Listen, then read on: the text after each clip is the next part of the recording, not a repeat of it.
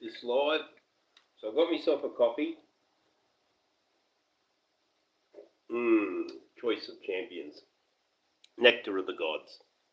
I dug out the spokes and the nipples.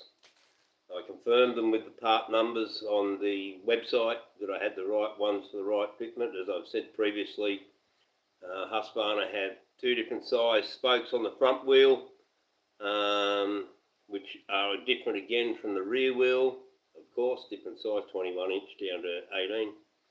But they also changed the width of the spokes, which means or the diameter of the spokes, which means they have different nipples. So it's a different set of nipples on the front wheel as opposed to the back wheel. So we already had them, we just had to locate them. I've done that. I've fitted the new spoke, I've fitted the new nipple, I've tensioned it up. But now what I'm doing, the previous owner is one of these ones, which I don't know if you can see the colour there, but they've fitted these stupid plastic, doesn't it make my wheel look pretty? The problem is, it's hard to tell your spoke tension because you can't rattle them, you can't wang them with a spanner and make them go ting. So how do you know if your spokes are tight or not?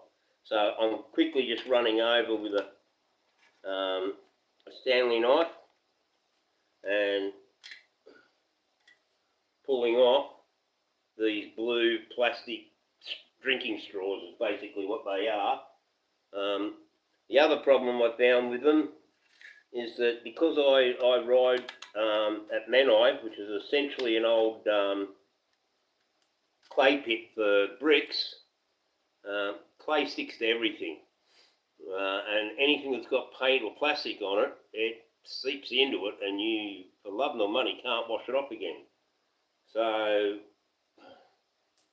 the spokes were all but impossible to clean unless you covered them in something like WD-40 and make them look clean. But as soon as you wash that off, you got that browny stain, that stain from the clay mud on again. Strangely enough, even the exhaust pipe gets it on the paint and that, and it makes the bike look chatty. But to a degree, for a lot of things, there's nothing much I can do about it. On my old KDX 250, when I was a lot younger and I used to ride out there, what I did was, its engine was painted black, and it always looked nasty, really nasty. So I actually stripped the paint off it when I did the engine rebuild on it, and went back to bare magnesium, aluminium, whatever they do the cases out of it. On the Kawasaki it was magnesium, and made it a lot easier to clean and keep clean. And frankly, I found it looked better too. Now, the modern bikes, most of their engines aren't painted these days. My Wr360, it's unpainted, although there is like a gold anodizing on a couple of the covers. But being that it's gold in colour, even if the clay stains it, it won't stand out. So, yeah, just pulling these off. What I'll do is I'll angle the camera down so you can see what I'm doing. Basically, it's pretty easy. Just get the Stanley knife, run it in, and run it down the side as soon as it bites in, and then it peels off. Easy enough. You just pull them off. They're not that hard to remove. It's just a pain. But as I said, the problem was they made the bike look chatty. I know they're supposed to enhance the bike, and when they're brand new, I suppose they do look good, you know, blue spokes on a blue bike, but once they start looking a bit ratty and dirty, and of course the big thing I don't understand is how can you test your spokes tension if you can't whack them to make them ring like a bell?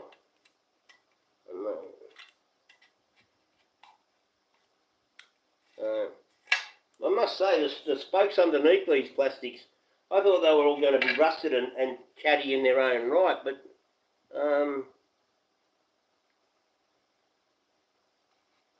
they're actually quite good. I just got nicked then off something. I don't know what I got nicked with, but anyway. Ooh.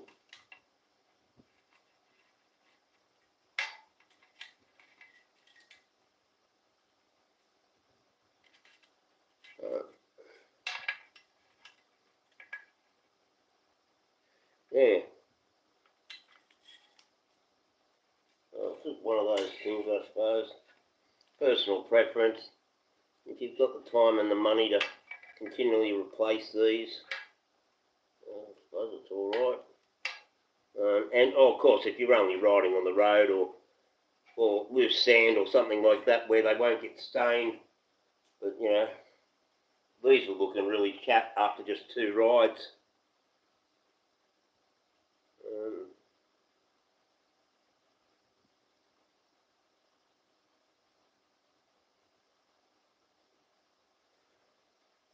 Yeah, I've gone and got a little bit of aluminium stuck in my finger now. I told you I just got caught up on the rim, just a piece of rim.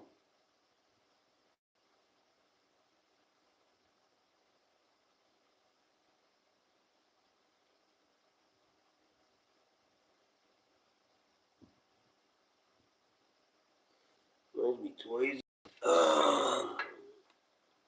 I mean, it's not hurting me, but it's one of those things. I know if it digs in any deeper, it'll be a bitch to get out later.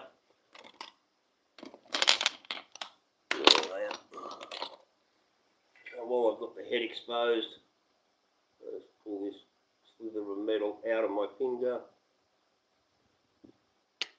put it in the ashtray.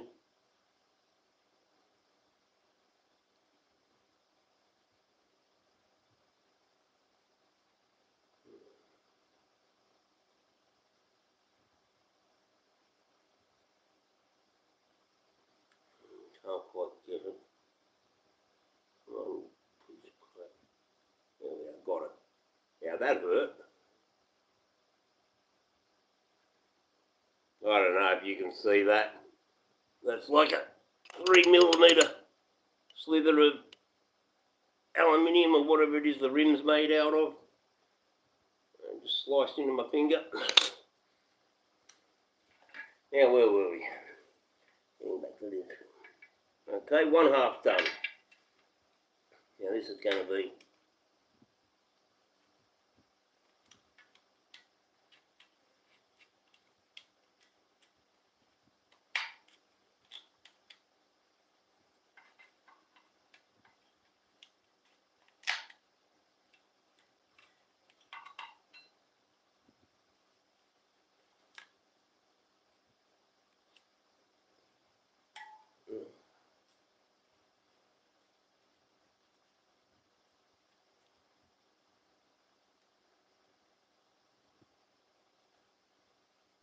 yeah, I just worked something out.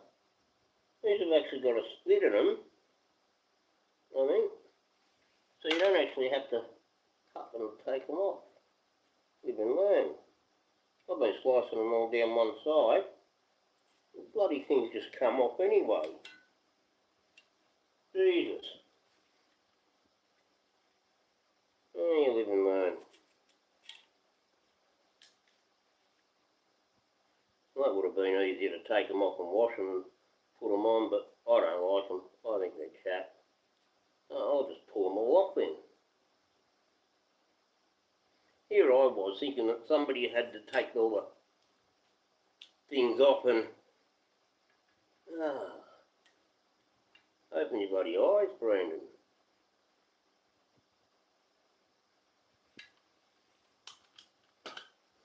Well, I must admit it was quite easy. It was a lot easier getting them off, just slicing them down the side so that they fell apart, pulled off, than it is to fucking find the crack and get them off that way.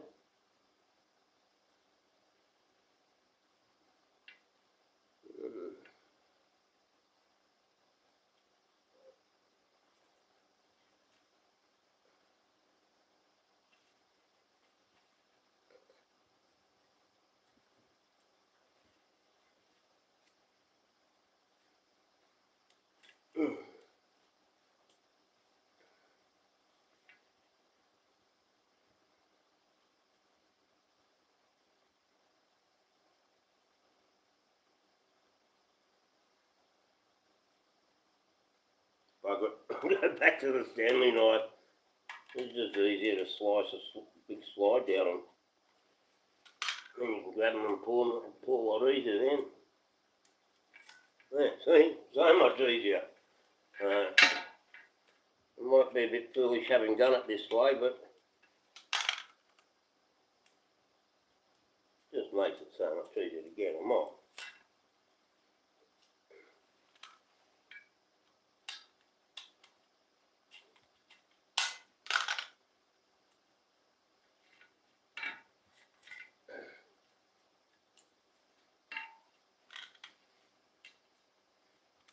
Nice clean spokes is so much better too.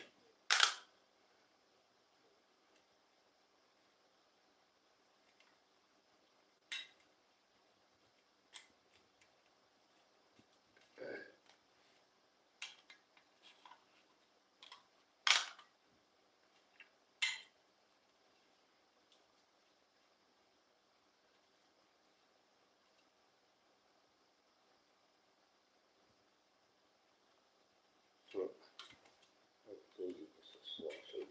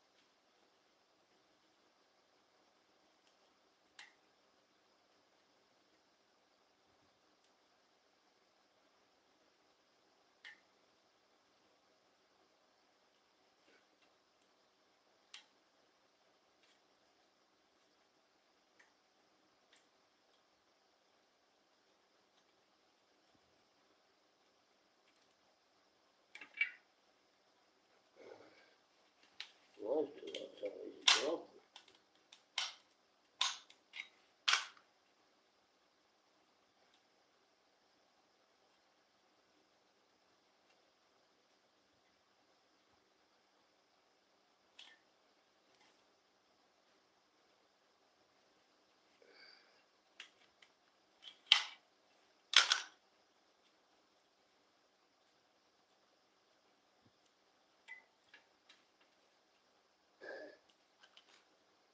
How you're hanging in there?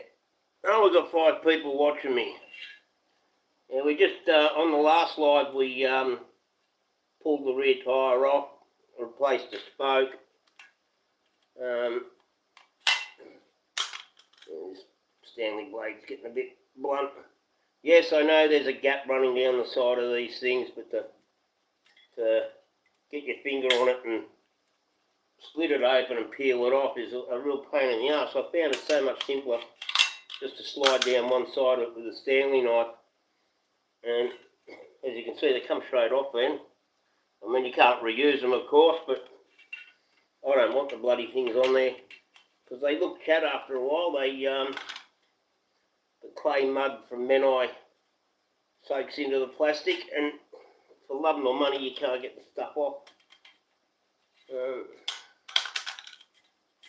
Yeah. And all those stupid blue plastic things. And of course, now we can do this.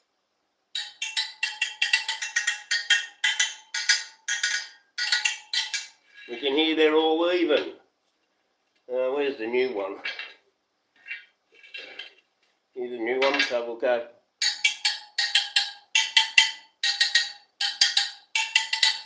So it's actually tighter. I've done it up a bit tighter than the others, which is okay because it'll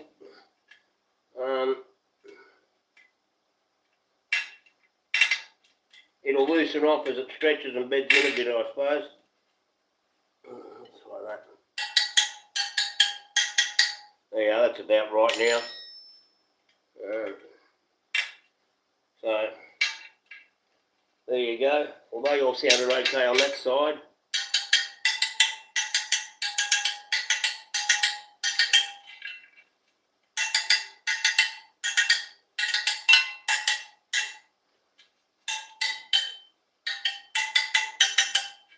there's a few that are down a little bit in tightness.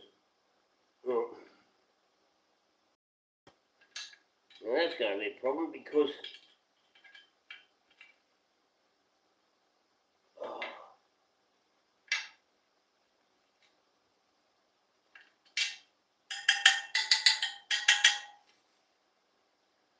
they are so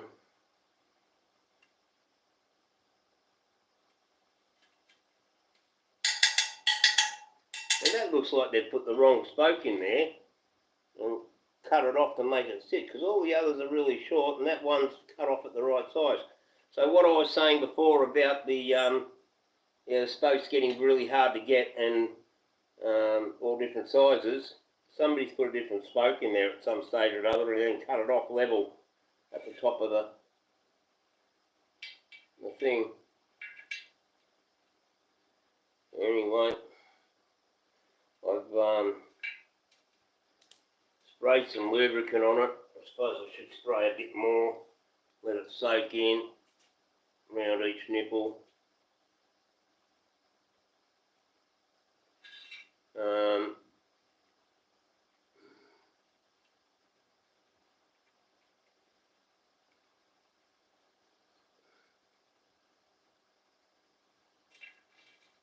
Problem being, if I don't do this now, once I've got it all together,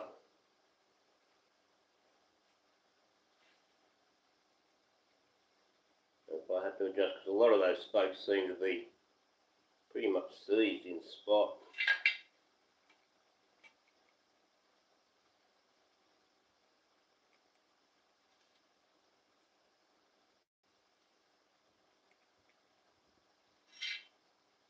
I did spray them before and then wiped it off, but I'm just doing it again just to make sure they've got plenty of lubricant in and around them.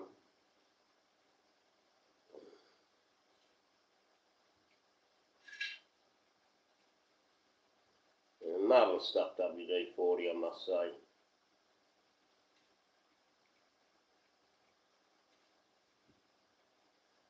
Obviously, once I get it on the bike, I'll go over and I'll do the tops of the nipples and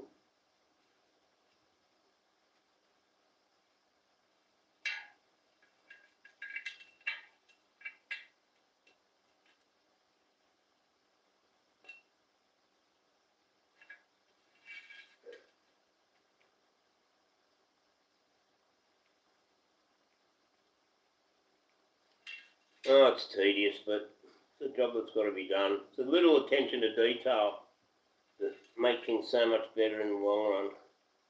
There we are, we've done full circle. There we go.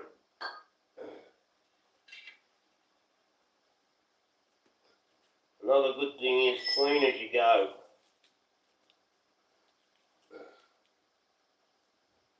Makes life easier. Other than having a big mess, especially when it comes to dirt and grease and oil, you end up walking through it and making a bloody mess. It's probably not so bad in a workshop or on a workbench. But when you use your lounge room floor, you don't want to be wiping grease and dirt all through the rest of the flat.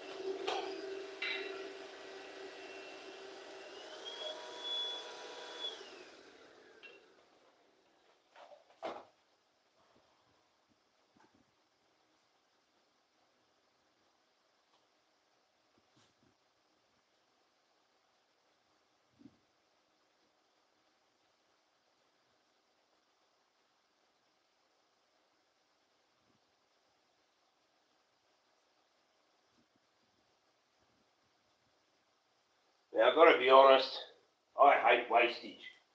I really do. and the back tyre is not 100% worn out. It's getting close, but I'll show you in a second.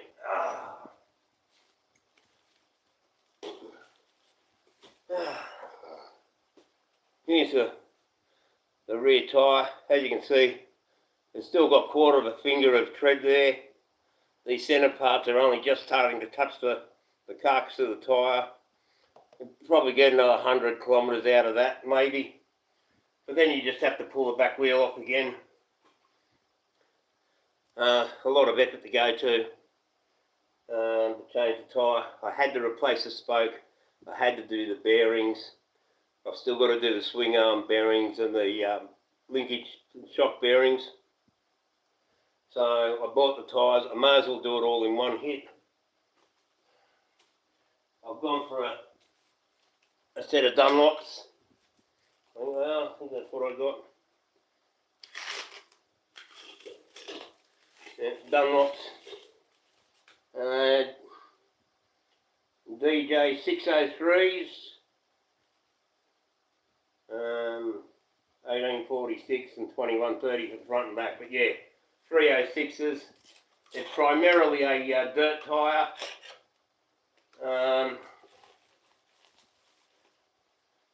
I was tossing up whether to go more road than dirt, because although I bought the bike primarily to ride on the dirt, I seem to go down the local shop a bit more often than not. So I'll give these a whirl and see how they hold up. How much kilometres I get out of it. I really only got 800 kilometres out of the tyres that came with the bike. I don't know how much they'd had on them before, but they look pretty good. The main issue was I had to do a couple of trips down the freeway, and doing freeway jobs, even just 10 or 20 kilometres at a time, or in one case 40 kilometres at 100 kilometres an hour, it just rips the shit out of dirt tyres. It really does.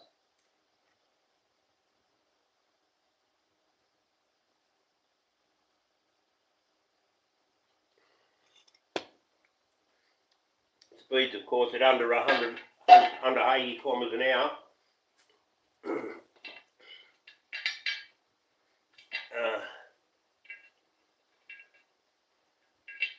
Far less damaging. Right. Now I'm going to have a bitch of a problem getting this on, I know. It took me a mammoth effort to get it off, get the old one off. It took me like 40 minutes from beginning to end on the live. So I can see this taking a similar amount of time, probably half an hour. I'm not going to stress. I'm not here to win an enduro. But yeah, getting that bead started, that's going to be the hardest part, I think.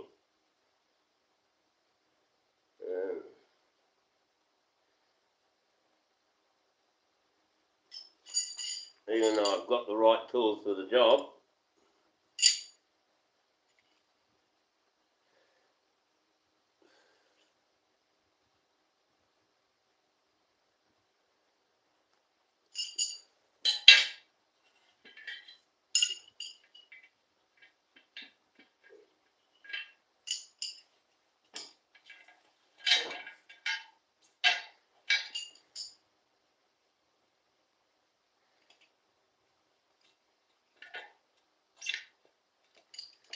these tyres are brand new and very stiff, so I can see them being a real bitch.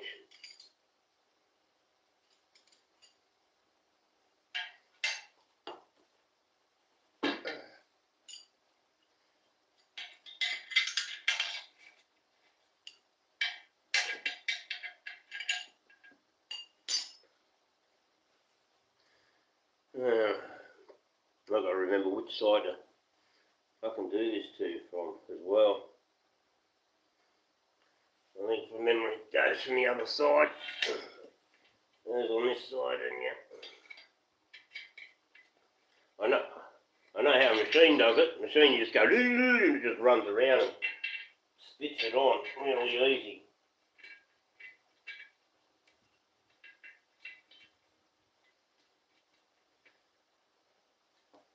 But, yeah, this is going to be fun.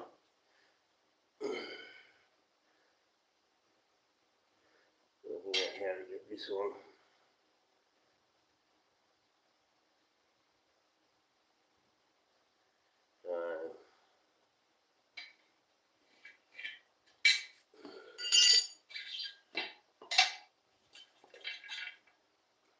Maybe somebody's got some tips how to start. Hi, Rusty Dog. How you going, chill guy? Sorry if you've been there for a while. I don't know, there's not many there. Hi, fellas. This is just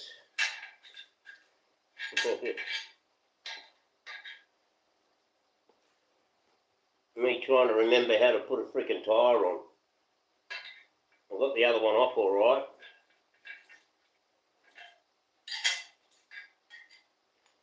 But this being a brand new one,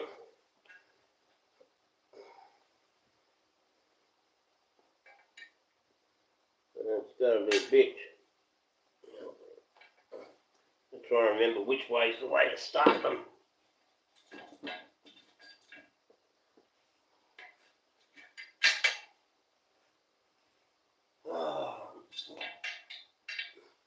Maybe it'd be better off walking down to a bike shop and getting them to do it themselves for me.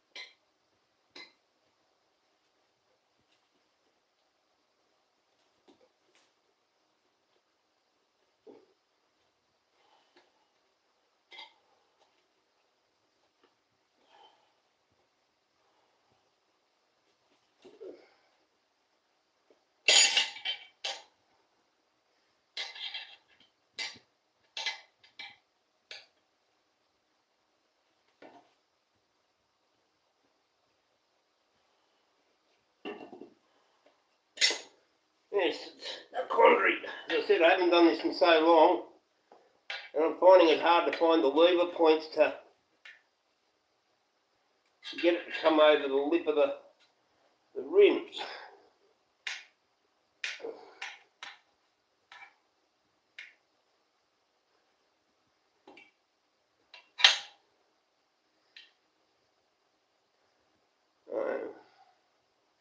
Haven't put the Wr360 band on either. I better go and get that while I'm thinking of it. Safety band.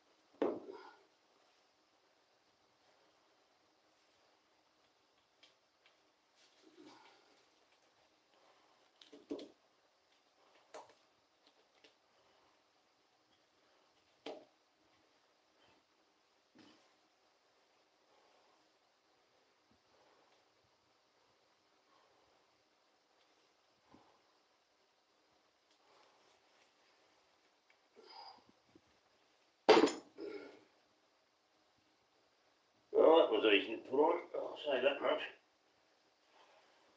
The safety band, I mean. The tube, I'm still not having much luck with the tube. The tyre, I should say.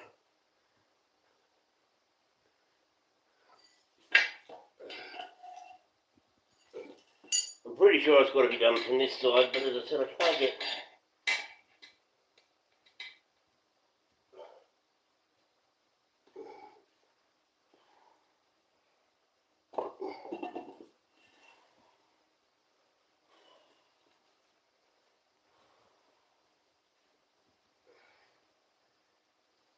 Maybe I should watch a YouTube video on how to fit a tyre, eh?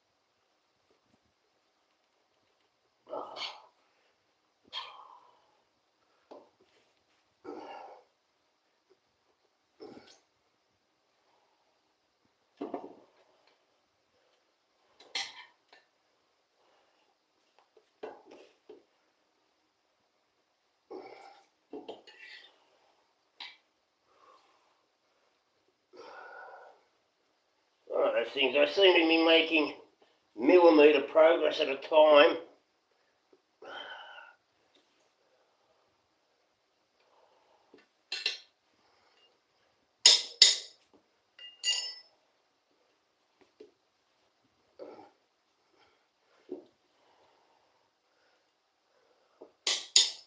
I remember it gets to a point where you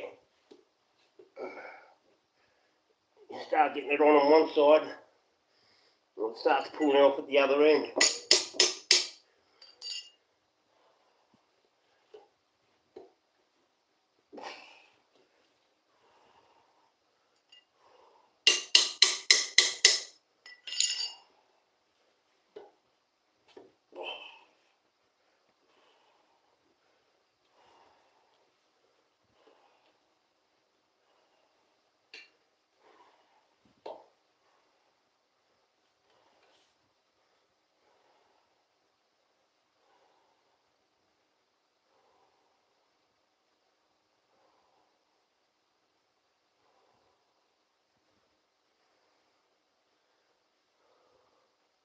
Well, we've got it on 2/3 of the way so far. Oh, we've got one person watching laughing at me, no doubt. What have we got? Who we got there? Hey, big tuna.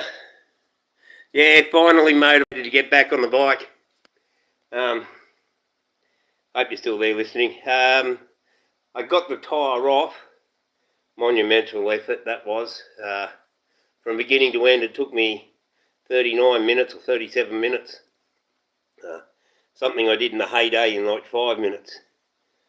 But yeah, sort of lost the secret knack of which way to turn, which way to push, when to push, how to push. And back in the day, I often just used screwdrivers too. I didn't have proper tyre levers half the time when I was a young fella. And I used to manage all right, but now I've got the right equipment. And I got the old tyre off. I've cleaned it up. I've taken off those coloured spoke covers because to me they just look chat. I replaced the broken spoke.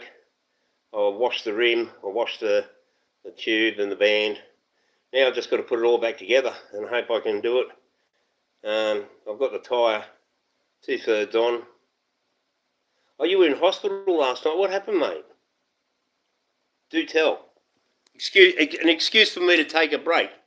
Now, type the answer. I'll go and get I've got half a smoke here. What happened? How come you went to hospital? Not too bad, I hope. Nothing too desperate, too dire. Obviously, you're out again, so it couldn't have been that bad, but not belittling whatever it was. You get what? Heart palpitations, pains, drug hallucinations.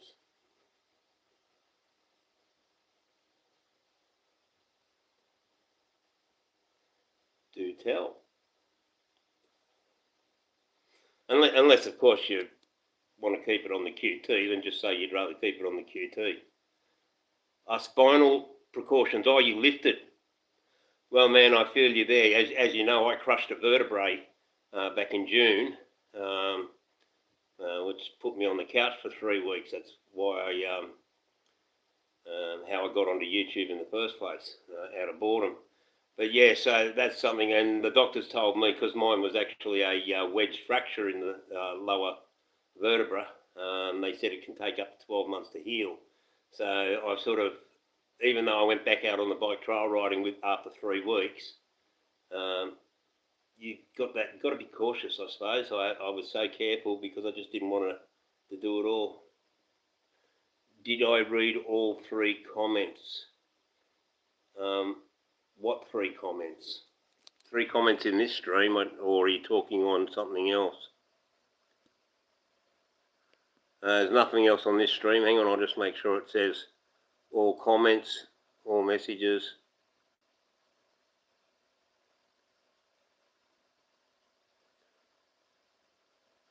Hello, mate. Finally motivated to get back on the bike. Was in hospital last night. Spinal precautions. Did you read all in this stream?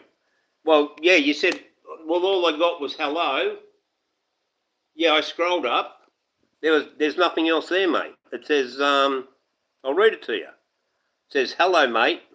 Finally motivated to get back on the bike. I was in hospital last night. Spinal precautions lifted. Did you read all 3 comments? So that's all I got. The hi, how are you, and then hospital, and then spinal things. Oh, they didn't go through. No, they didn't go through. I didn't get them. It seems to happen a lot for me. I don't know why. People tell me they were typing stuff and I don't get them. It's not like YouTube's holding them up because they think there's something dirty, because I get that notification. I get the choice to hide or unhide things. I've got it set for all messages, so everything should technically come through. So it's either a glitch your end or it's a glitch somewhere in cyberspace.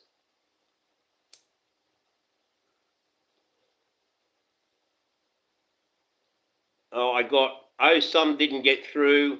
Did you get that one? And the thumbs up sign, I think that is, the finger sign, look up. So I got, some comments didn't get through. Did you get that one? Was there any in between that?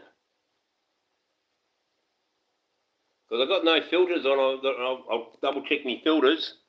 But I never have filters on, live chat is on, anyone, message delay none, block words none, community defaults. Oh, it says hold potentially inappropriate chat messages for review, but I've always had that on. That's just if you say fuck or something like that. No.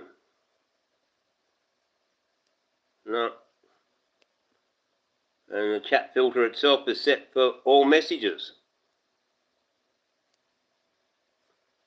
So I don't know why they're not coming through, mate, but I'm not getting them.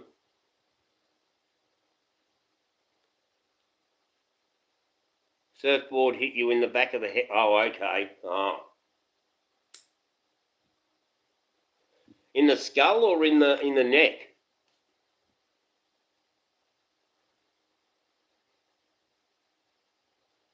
And was that were you just out surfing, or was that part of the carnival that you said you were preparing for?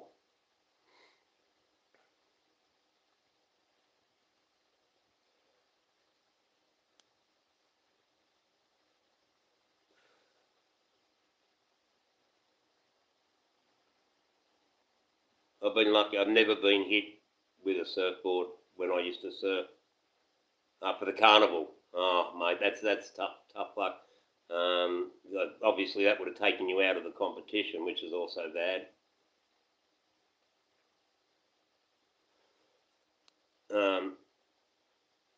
And what's probably worse, it was your own surfboard.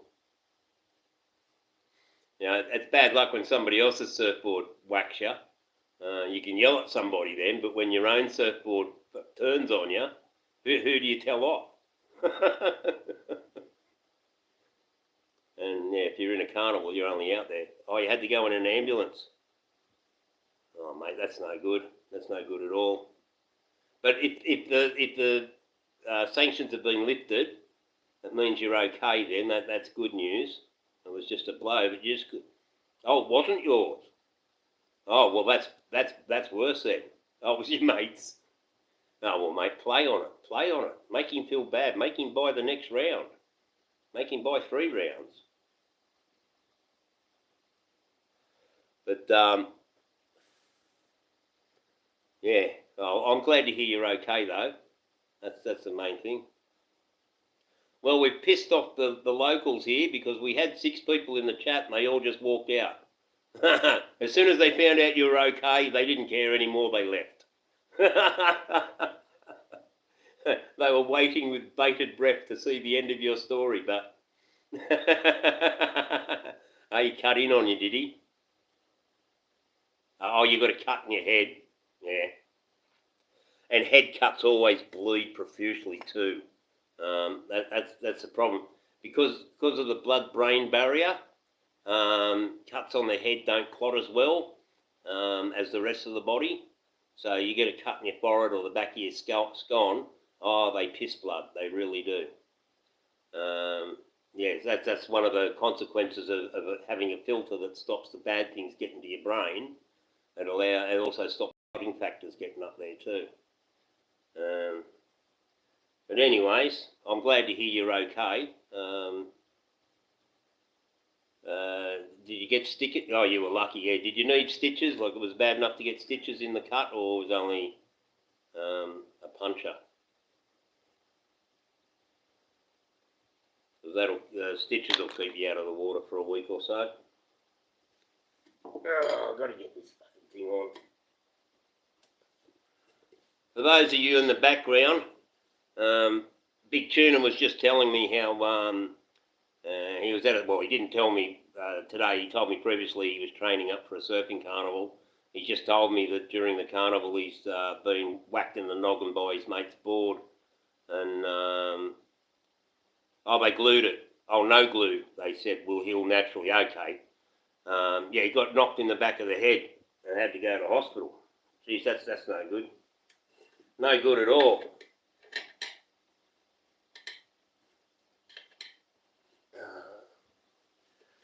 Mate, I'm really struggling trying to get this tyre back on.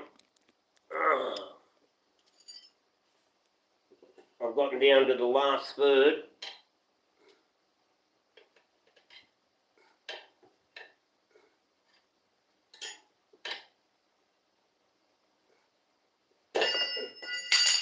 bloody Nora.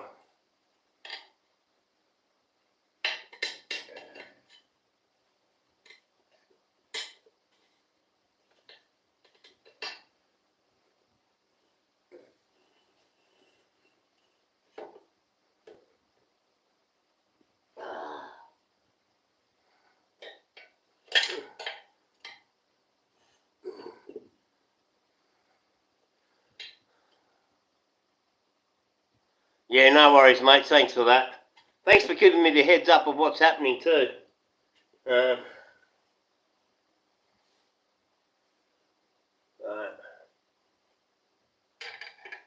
Yeah, that'll let me get back to it while I'm still motivated enough to do it. Oh.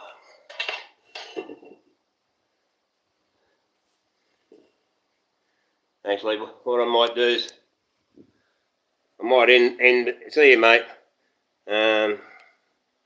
I'll keep persevering if those of you want to stay and watch me struggle, because that's what we're doing at the moment. We're freaking struggling. As you can see, we've got the tyre onto there. It's that last part, the tight part, and it's been so many years since I've done this.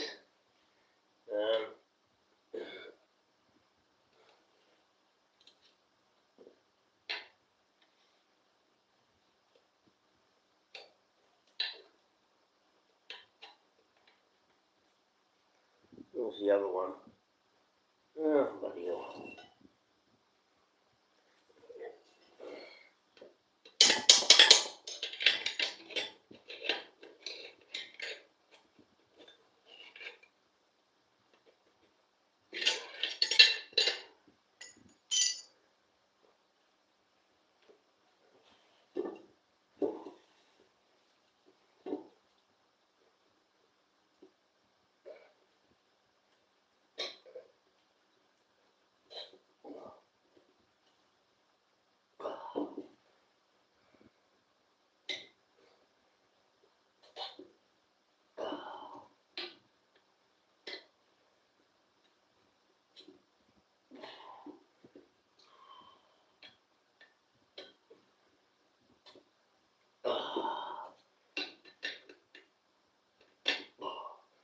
Bit by bit, they're getting there. Just slipped out. You mother.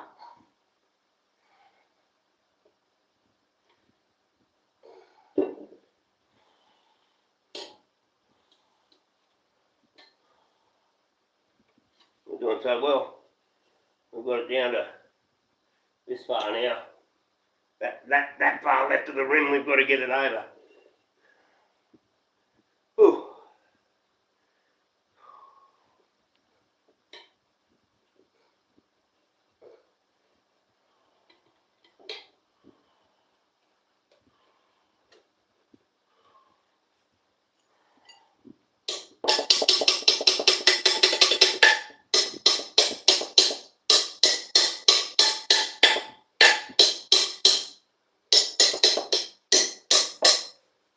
Just bang it to slide it along.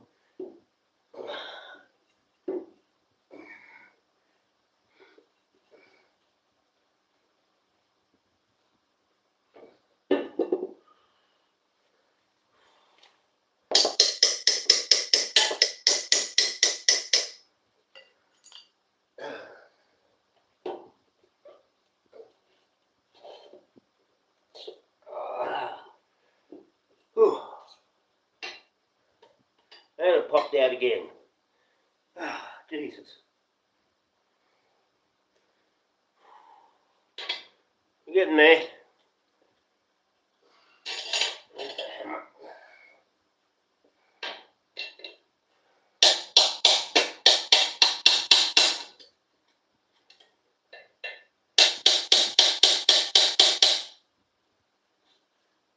Come on, get in there.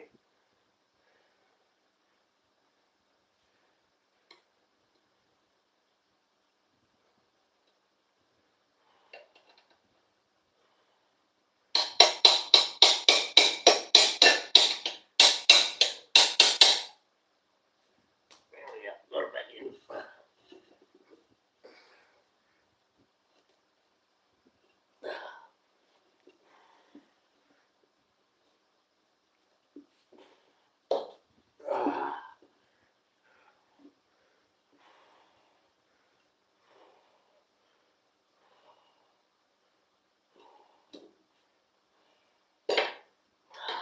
keep flopping out each time I release the pressure.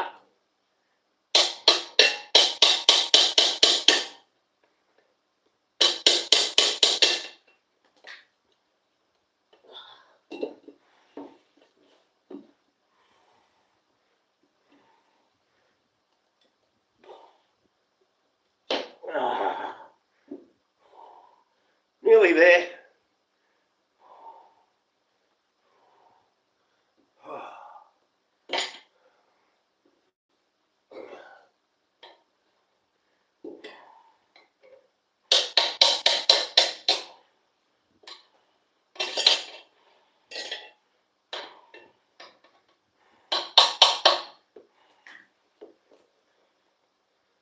Oh, hell.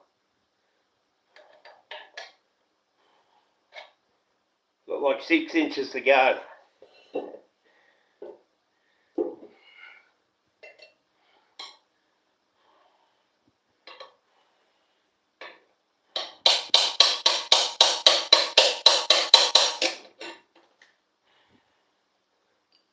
Where's that screwdriver?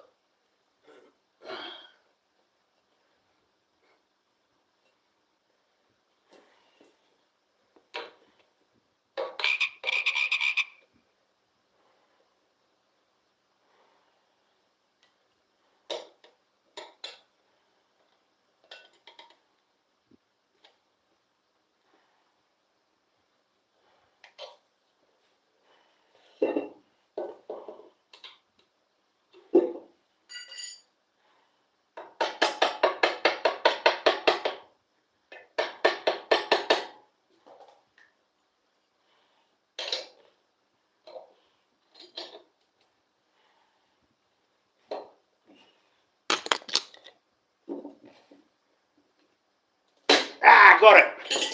There you go. Half the tyre's on. Yeah.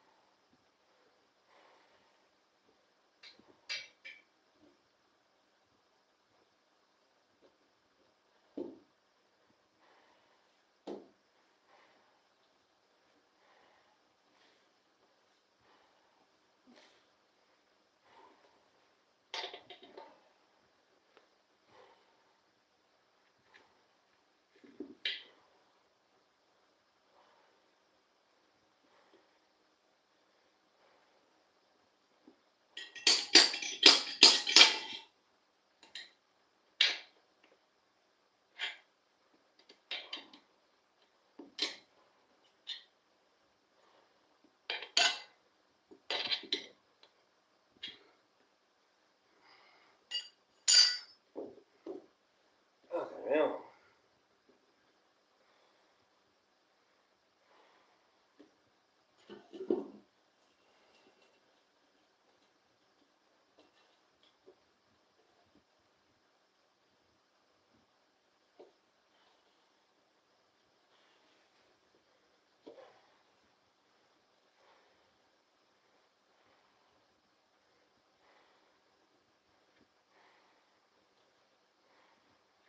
We've got to get that rim lock up and under the bead.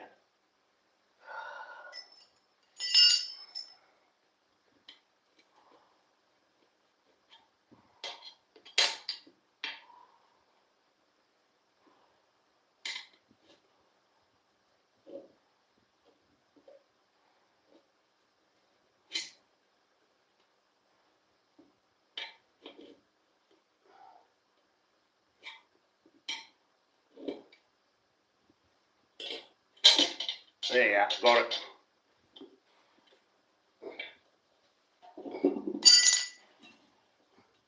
Now make sure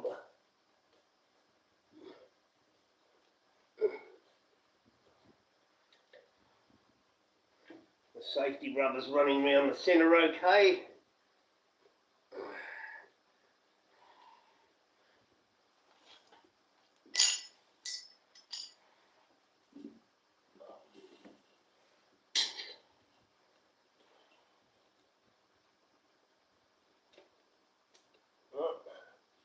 It's now on the centre.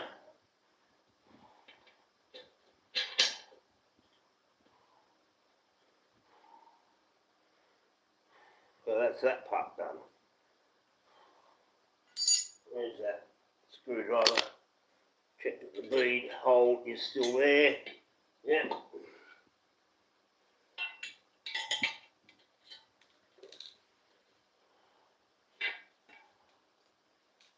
Yep. It's all lined up.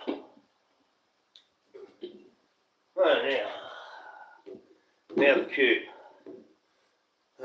Where's the tool?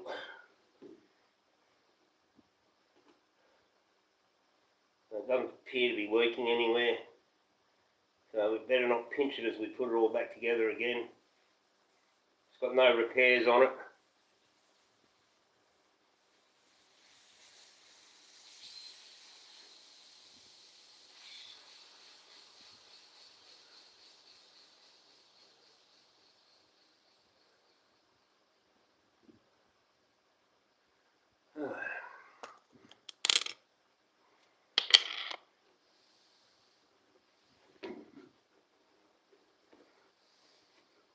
Get all the air out of the tube.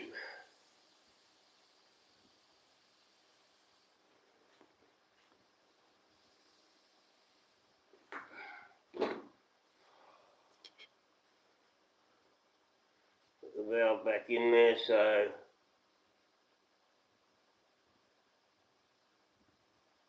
we don't get any dirt or crap in there.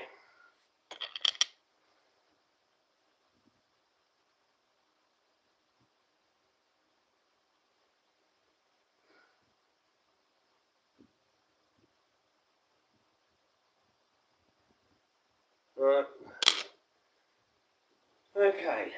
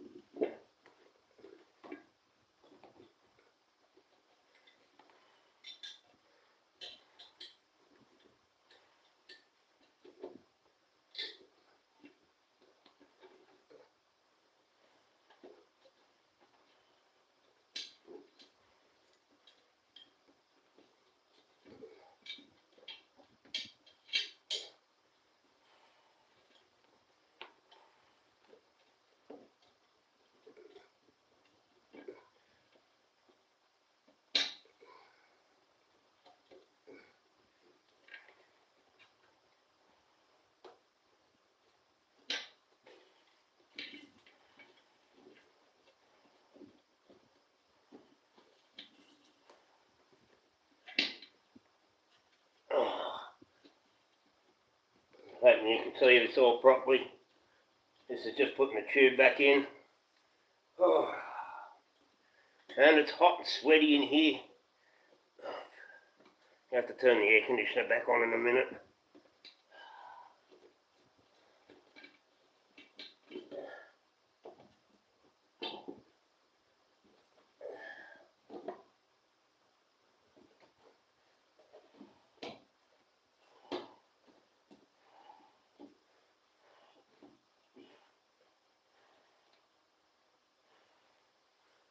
Here comes the fun part, lining up the valve.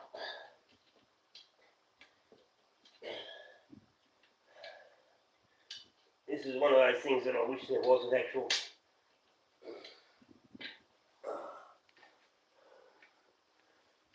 tool to do, or it was just a slot rather than a hole, because my valve is now twisted around and facing the wrong way. Get in there.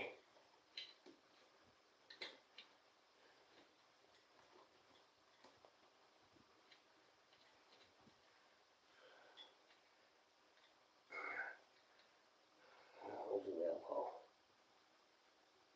Valve hole's there.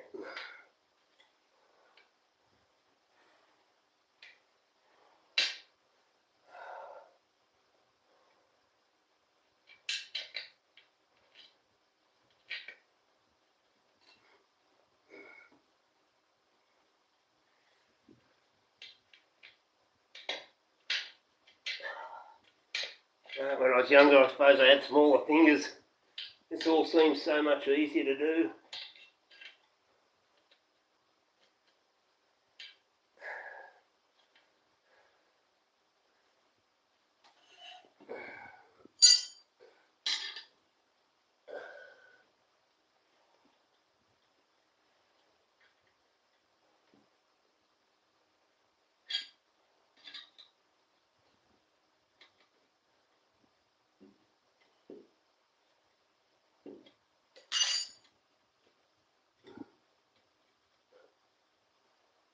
I can't even get it to face the right bloody way. Keep facing this way, towards the side. Can't get it, can't twist it or move it. Can't get my fingers in around it.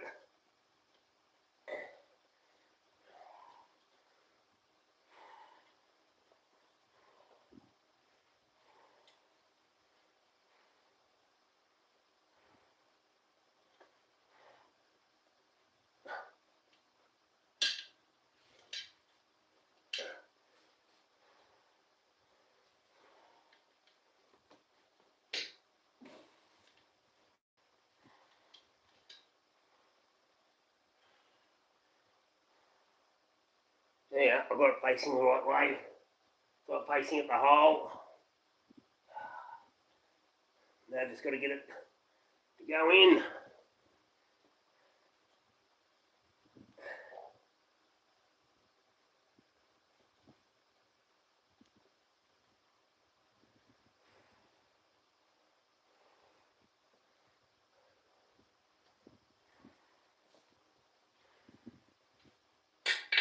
Got it. Right, there's that little bolt.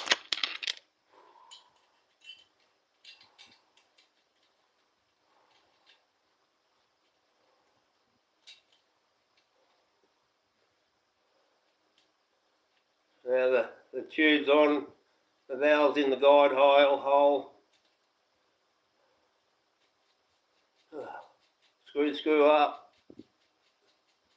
Not all the way tight, because I want it to move.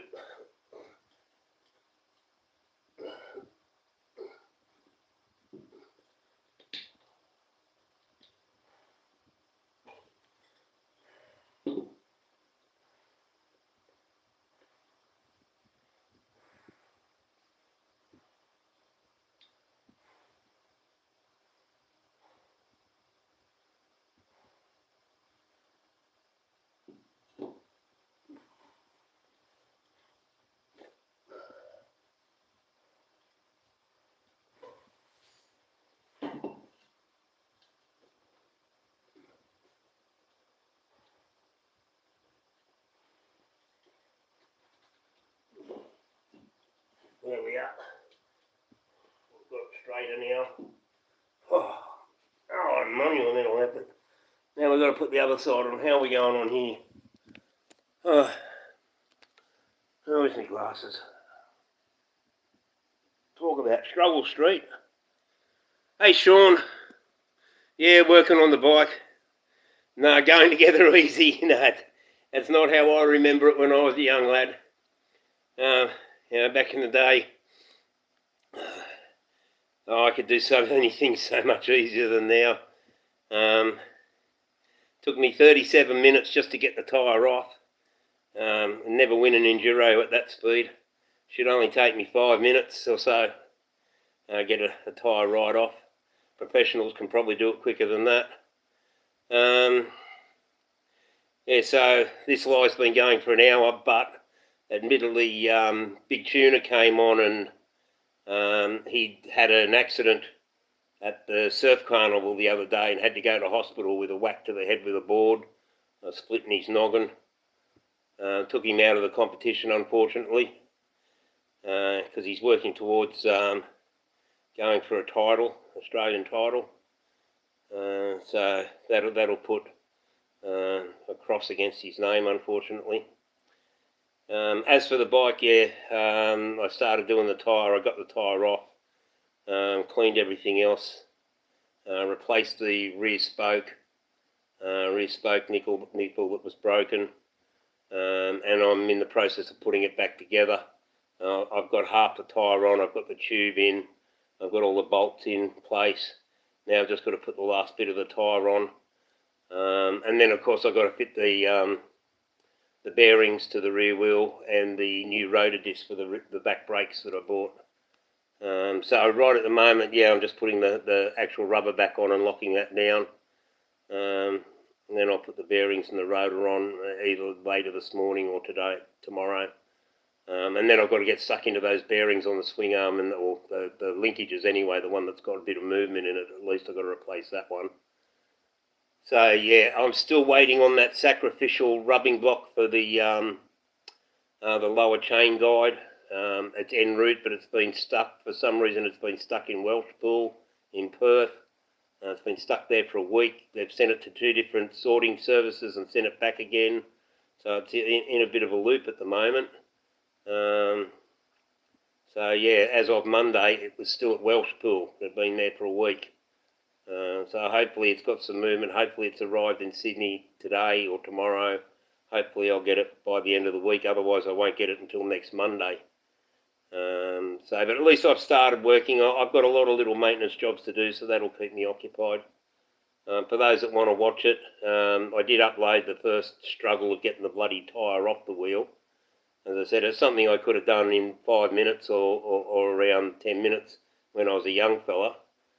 When I actually changed tyres for a living, I could do it in 3 minutes with the machine. Yeah, tonight it took me 37 minutes to get the bloody thing off. And probably the same amount of time so far just to get half of it on. But anyway, back to it. Yeah, I've just got to get this side on. But what I'll do is I'll go and grab a smoke.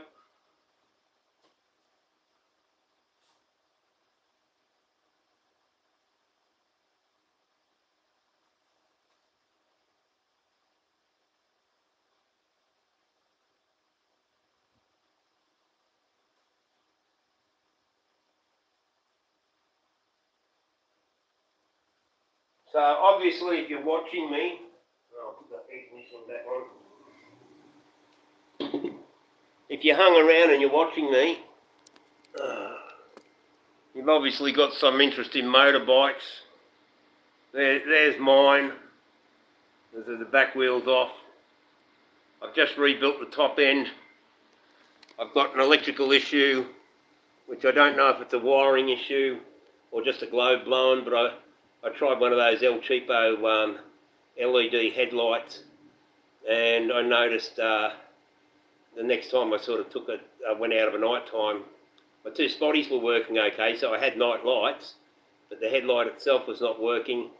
Also the front lever for the brake, the front brake lever wasn't activating the stop lights. So either I pulled or crimped the wire somewhere along the lines, or both. Maybe the globe blew and I pulled a wire, but either way, there's an issue with the front brake light switch and the headlight. So I've got to look into that. I've got to change the tyre on the front wheel because it was worse than the back wheel. Once I get this one together, I've still got the bearings in the shock absorber and the linkages to do. I'm more concerned about the bottom linkage because it's got about 3 or 4 mil play. When you rock the swing arm, it moves in the bracket. So I don't know if that's a worn bracket or a worn bearing. I suppose we'll find out when I take that apart. If you've got any questions about bikes or about what I'm doing, or have you got any tips, mate, because it's been 40 years since I pulled a dirt bike down. I'm still concerned that I've rebuilt the top end. I've cleaned out the gallery as best I could from where it self-destructed. I've had the barrel re-honed, re-nickel-celled, I should say. New piston in, but whereas it used to have a B-size piston, they've opted for a C piston to suit this bore, even though it's a standard size bore. So it's a tighter tolerance, so I've richened up the carburetor. But it'll all come together when I start it up. It'll either go ring-a-ding-ding or rack-a-dack-dack. And if it goes rack-a-dack-dack-bang, well then I know I did something wrong. But yeah, it's all fun and games. It's all a learning process. So as I said, if you've got any tips for any of the work I'm doing, anything to speed me up, even if you just want to take the piss out of me, that's fine too. I'll just have this cigarette and then I'll put the last of the rubber back on the rim, pump it up. I'll show you this. I bought this off Temu. I think this one cost me $30-something. The first one I bought was a little bit bigger than this one, cost me $17. It worked a treat. The first time I checked and blew up the tyre. The second time I blew up the tyre, it made a lot of noise but did nothing. There was a leak somewhere in the pumping system. Graciously, Temu just took away the cost, like refunded the money, didn't even ask me to send the item back. But yeah, it makes horrible noise and does nothing. So I put in the extra $15 and bought this one. I've used it twice now, and I used it before just to pump up the tube. As I said, this one cost me a bit more. I think this one cost me around $30 as opposed to 17. It's still cheap as chips. I've also got a bike pump, so I've got the backup to the backup. But out in the bush with this in my haversack, yeah, it'll pump up a tyre in minutes. 2 minutes and your tyre's pumped up there. You know, modern technology, it's a godsend. So, well worth investing in one of these if you're out trail riding, or even on the road. I mean, let's face it, if you keep a spare plug kit on the side of the road and you're travelling and you get a flat, you can get your little pushy tool out, put your cord in the hole with your bit of glue, get your Stanley knife, cut him off level, whack that on, and within minutes you'd be back on the road. That's something unheard of in days gone by. You had to limp towards a service station or sit there on the side of the road with a hand pump if you carried a hand pump. I can tell you what, pumping up a motorcycle tyre with a bicycle pump, that takes it out of you.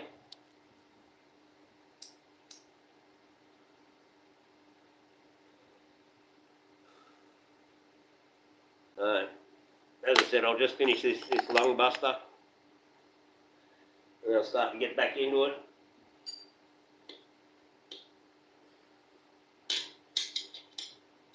The last thing we want to do is pinch the tube.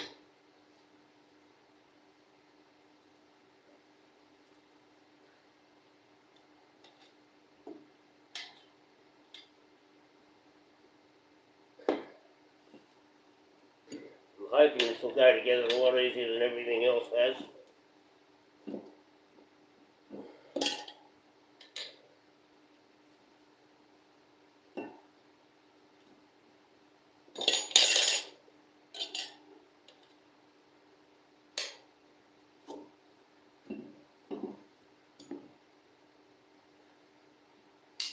Bloody glasses won't stay on the end.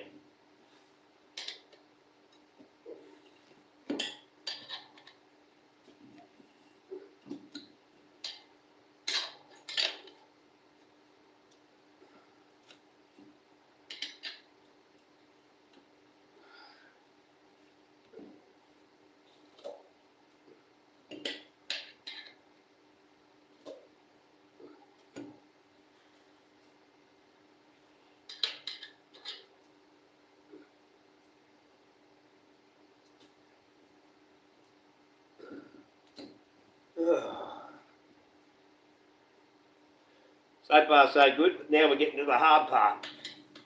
The part where it doesn't want to cooperate. I just racked me knuckles.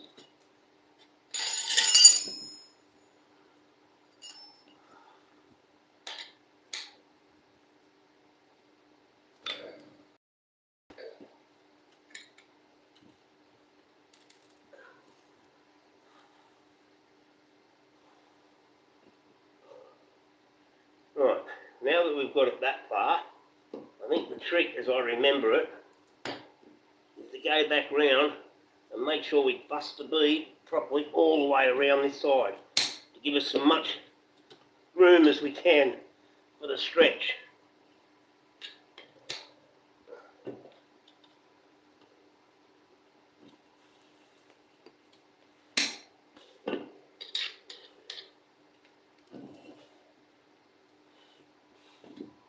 Yeah. So let's see if that's done the trick.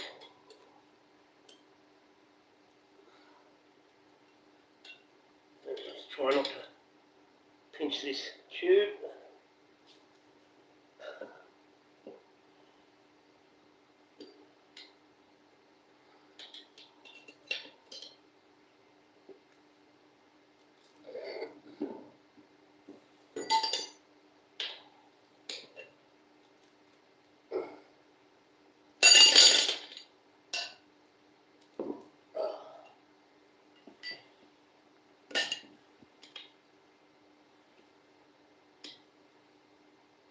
Where's that screwdriver?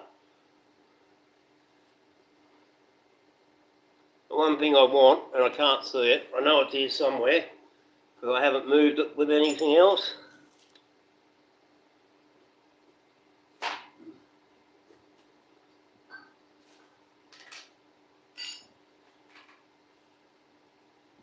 Bloody hell. Oh, that sucked. Oh, there we go. Keep it under there. Just need a screwdriver just to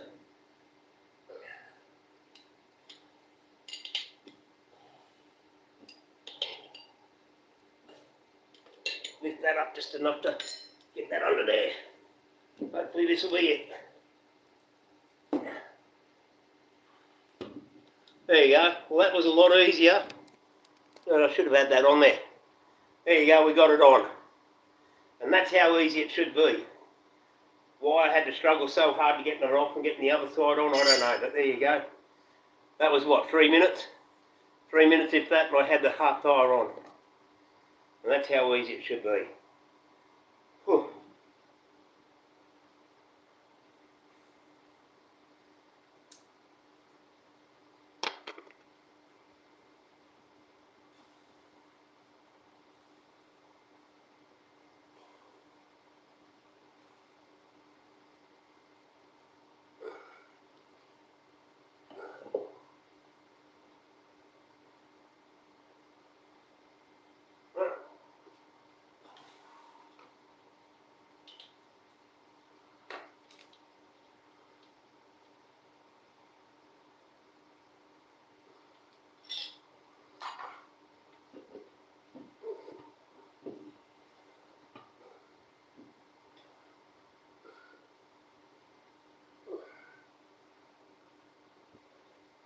Now the only thing is, when I took it off, the rim lock and the tube stem were bent at an angle.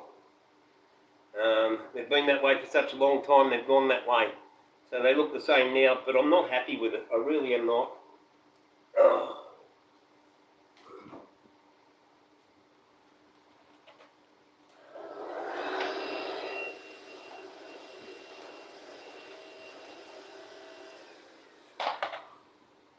Oh, that's grease, that's not dirt. We'll have to clean that up in a minute. This is my lounge room floor.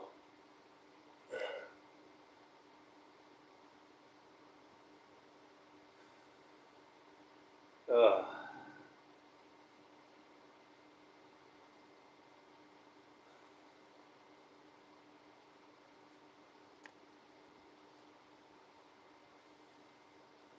So they're both facing that way.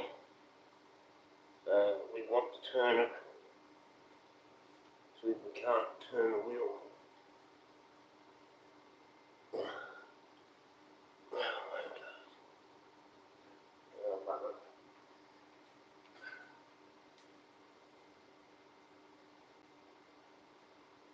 I think they're just going to be that way because I made sure they were straight when I put it in.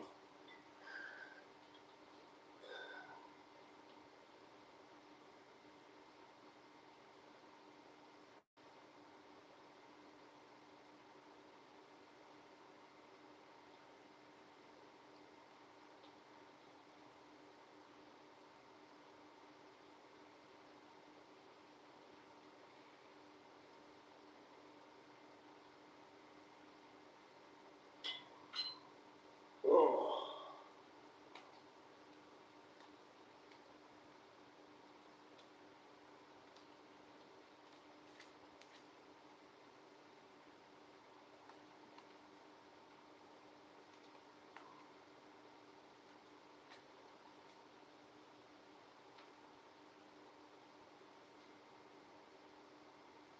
Power on. It's already set to 18 psi.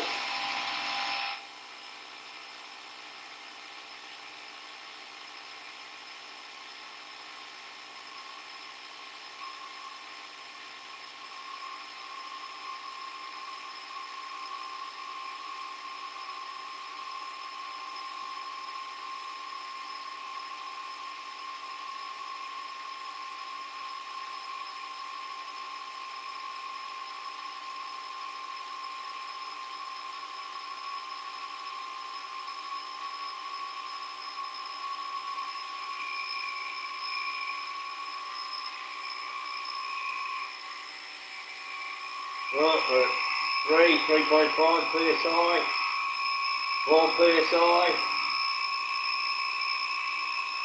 4.5 psi.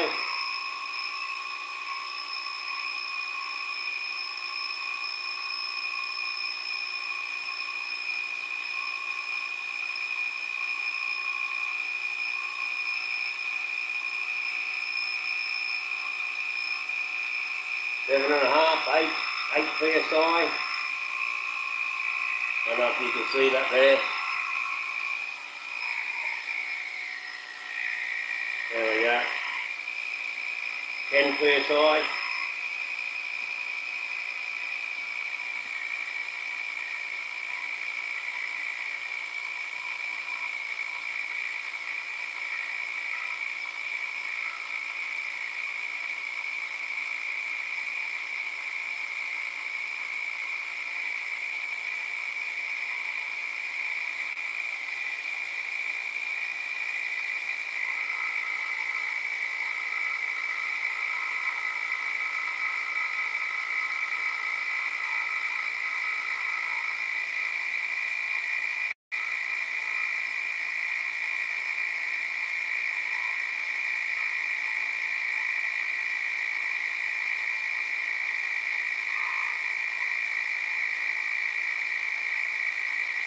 .5, 18, it should shut down any minute. There you go. 18 psi. I'll just leave that on for a minute. We'll see if it's leaking at all. I've already checked it, I know it's not. I do know the valve leaks slowly. I've replaced the valve, it still leaks slowly. I think it's something in the threads there. But yeah, actually, so that'll do me. I'm happy with that.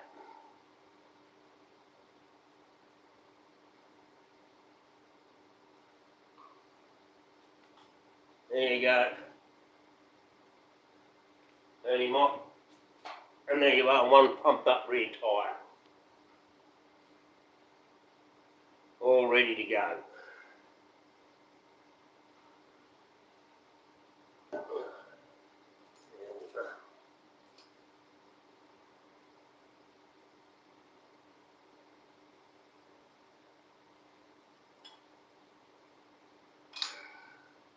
I'm not happy about the angle of the bolts for the rim lock or the tube itself. They're slightly off kilter, but they were like that before, so I just assume that's the way they've bent over the years. Next time I change the tyre, actually I'll replace the rim lock with a more modern variant. I found a supplier. I've got a new one for the front wheel. I didn't think to buy one for the back.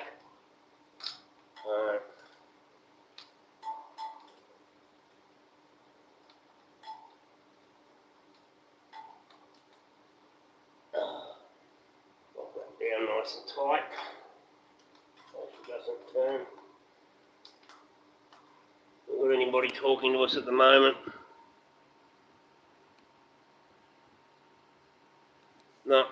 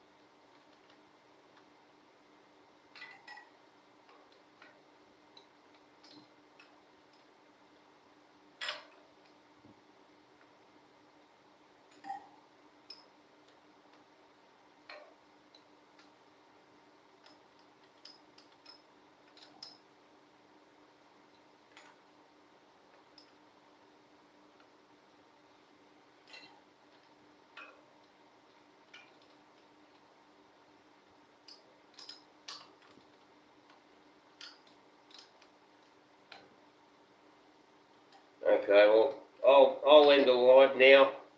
I'll let this one upload as a tyre change one. And we've got 4 people in here. Hope you've enjoyed that. For what it was worth.